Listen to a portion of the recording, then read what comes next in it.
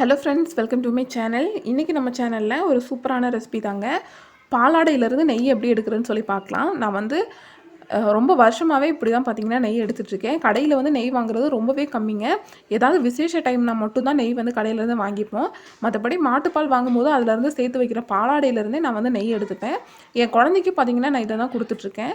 So அவனுக்கு வந்து நெய் வந்து தனியாக கடையிலேருந்து வாங்குறது இல்லை, இந்த நெய்யை தான் கொடுத்துட்ருக்கேன். ஸோ இந்த ஈஸியான ரெசிபி வந்து எப்படி பண்ணுறதுன்னு பார்க்கலாம். வாங்க வீடியோக்குள்ளே போகலாம். நான் வந்து இந்த ஒரு மாதமாக சேர்த்து வச்ச பாலாடை தாங்க இது. பார்த்திங்கன்னா இந்த ஒரு பாக்ஸில் ஒரு பாக்ஸும், இந்த கிண்ணத்தில் பார்த்திங்கன்னா ஒரு கிண்ணமும் இருக்குது. இப்போ இதை வந்து ஒரு மிக்ஸி ஜாரில் வந்து ஃபஸ்ட்டு சேர்த்துக்கலாங்க. பார்த்திங்கன்னா நான் வந்து மிக்ஸி ஜாரில் சேர்த்துக்கிறேன். ஒரு பாதிவாசி சேர்த்தா போதுங்க. கொஞ்சம் கொஞ்சமாக அரைச்சி எடுத்துக்கலாம். ஃப்ரீசர் கிட்ட இருக்கிற அந்த மில்க் ஜோனில் வச்சுருந்தனால பார்த்திங்கன்னா கொஞ்சம் ஃப்ரிட்ஜில் இருக்க தண்ணி பார்த்திங்கன்னா அதுக்குள்ளே கொஞ்சம் போயிருக்கனால இந்த மாதிரி தண்ணியாக இருக்குது. ஸோ இப்போ வந்து இதில் பாதிவாசி வந்து இதில் சேர்த்துக்கலாம். இந்த மாதிரி சேர்த்துட்டேன். மிச்சத்தை தனியாக எடுத்து வச்சுருக்கேன். இப்போ இதில் வந்து தண்ணி சேர்த்துக்கலாங்க. தண்ணி வந்து இது வந்து ஒரு சுத்தம் அரைச்சி எடுக்கிற அளவுக்கு வந்து சேர்த்துக்கலாம். அந்த மாதிரி அரைச்சி எடுத்துட்டிங்க அப்படின்னா இதில் கொஞ்சம் கொஞ்சம் இருக்கிற அந்த பால் அதெல்லாமே தனியாகவும், அதில் இருக்கிற அந்த பட்டர் மட்டும் வந்து பார்த்திங்கன்னா தனியாக வந்துடும். பாருங்கள், இந்த மாதிரி அரைச்சி எடுத்த பின்னாடி இது வந்து நான் ஒரு பாத்திரத்தில் சேர்த்துக்கிறேங்க. இப்போ வந்து இந்த மிச்சம் இருக்கிற வந்து இந்த பாலாடையும் பார்த்திங்கன்னா நான் வந்து அதே மாதிரி அரைச்சி எடுத்துக்கிறேன். பாருங்கள், இந்த மாதிரி அரைச்சி எடுத்த பின்னாடி இதையும் வந்து இந்த பாத்திரத்தில் சேர்த்தாச்சுங்க. சேர்த்த பின்னாடி இதில் கூட வந்து தண்ணி சேர்த்துக்கோங்க. ஏன்னா ரொம்ப கம்மியாக இருந்தால் நம்ம வந்து அடித்து எடுக்கும்போது கரெக்டாக வராது. அதனால் கூட கொஞ்சம் தண்ணி சேர்த்துக்கிட்டோம்னா இந்த பட்டரில் சுற்றி இருக்கிற தண்ணி எல்லாமே வந்து வெளியே வந்துடும். நான் இன்றைக்கி இதை கடைஞ்சி எடுக்கிறதுக்காக இந்த மாதிரி ஒரு பீட்டர் தாங்க யூஸ் பண்ணுறேன். ஹேண்ட் விஸ்க்கு தான் வந்து யூஸ் பண்ணுறேன்.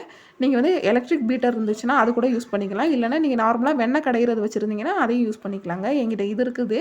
இதில் தான் வந்து நான் இவ்வளோ நாளாக பண்ணிகிட்ருக்கேன். ஸோ இந்த மாதிரி வந்து நான் 2 கையிலே வச்சு இந்த மாதிரி தேய்ச்சி எடுத்தேன் அப்படின்னா தண்ணியெல்லாம் தனியாகவும் பட்டர்லாம் பார்த்திங்கன்னா தனியாகவும் பிரிஞ்சிடும்.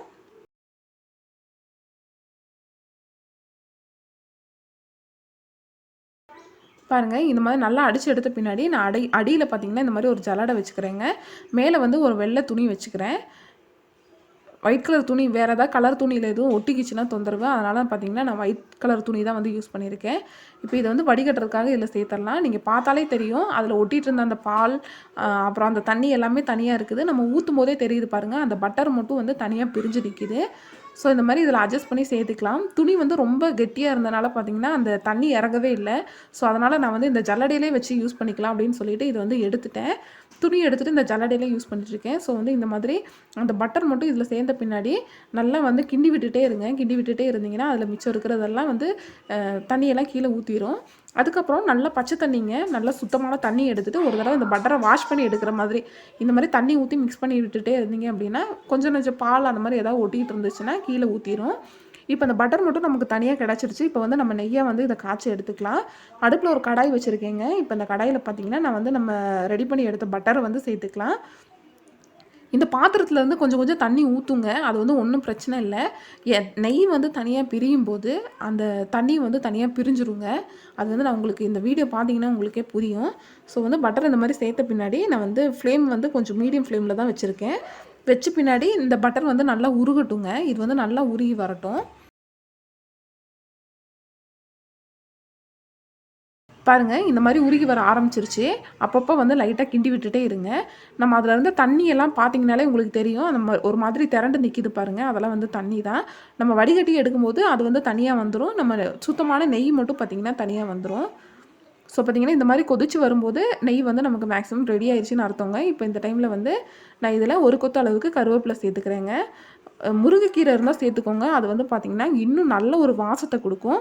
என்கிட்ட தற்சமயம் இல்லாதனால நான் வந்து இன்றைக்கி வந்து கருவேப்பிலை மட்டும்தான் சேர்த்துக்கிறேங்க.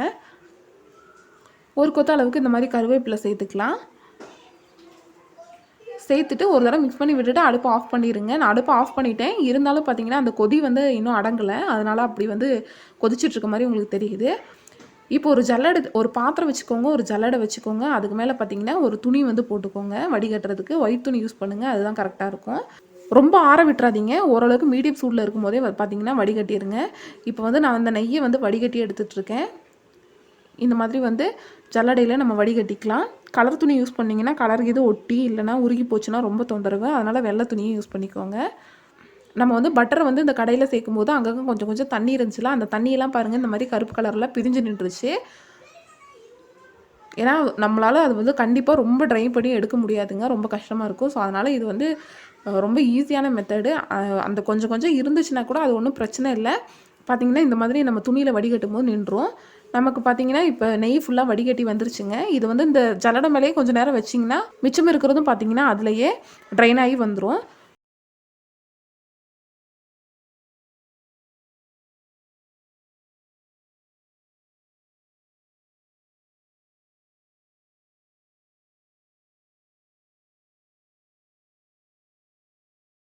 ஸோ வந்த பின்னாடி நான் இந்த மாதிரி ஒரு பாத்திரத்தில் ஊற்றி வச்சுருக்கேங்க. பார்த்தீங்கன்னா இந்த கலரில் இருக்குது இப்போதைக்கு. கொஞ்சம் நேரத்துக்கு அப்புறம் பார்த்தீங்கன்னா நல்லா குருணையாக கட்டியாயிருங்க. பாருங்கள், நெய் பார்த்தீங்கன்னா இந்த அளவுக்கு சூப்பராக நல்லா குருணையாக வந்து கட்டியாகி வந்திருக்குதுங்க. நம்ம கடையில் வாங்குறத விட எவ்வளோ சூப்பராக இருக்குது பாருங்கள். நெய்யோட கலரும் சரி, கடையில் வாங்குற அந்த நெய்யெல்லாம் பார்த்தீங்கன்னா ஒரு மாதிரி சின்ன குருணையாக இருக்கும் பாருங்கள். அது தெரியணும் அப்படிங்கிறதுக்காகவே நான் வந்து சைட்லலாம் வர்ற மாதிரி இந்த நெய்யை வச்சுருந்தேன். பார்த்தீங்கன்னா உங்களுக்கே தெரியும் எந்த அளவுக்கு வந்து நெய் ரெடியாக இருக்குதுன்னு சொல்லி பாருங்கள். ஸோ நீங்கள் பால் வாங்குறவங்களா இருந்தீங்கன்னா நீங்கள் நெய் கடையில் வாங்கவே வேணாங்க. நீங்கள் இந்த மாதிரி உங்கள் கையாலேயே குழந்தைங்களுக்கு எடுத்து கொடுக்கும்போது நல்லா சுத்தமான நெய் கொடுக்குறீங்கிற ஒரு திருப்தியும் உங்களுக்கு இருக்கும். உங்களுக்கு பணமும் பார்த்தீங்கன்னா சேவ் பண்ண முடியும். நீங்கள் மாதம் மாதம் எவ்வளோ நெய் வாங்குறீங்களோ அதில் பாதி அளவு நீங்கள் வீட்டிலேயே ரெடி பண்ணிடலாம். ஸோ உங்களுக்கு பணமும் மிச்சமாகும். இந்த வீடியோ பார்த்தீங்கன்னா உங்களுக்கு கண்டிப்பாக பிடிச்சிருக்கும்னு நினைக்கிறேன். பிடிச்சிருந்தா லைக் பண்ணுங்கள், ஷேர் பண்ணுங்கள், கமெண்ட் பண்ணுங்கள். மறக்காமல் நம்ம சேனலை சப்ஸ்கிரைப் பண்ணி பக்கத்தில் இருக்க பெல் பட்டனை கிளிக் பண்ணி ஆளுங்கிற ஆப்ஷனை செலக்ட் பண்ணி வைங்க. அப்போ தான் நம்ம போடக்கூடிய எல்லா வீடியோஸோட நோட்டிஃபிகேஷனுமே உங்களுக்கு வரும். தேங்க்யூ ஃபார் வாட்சிங் ஃப்ரெண்ட்ஸ்.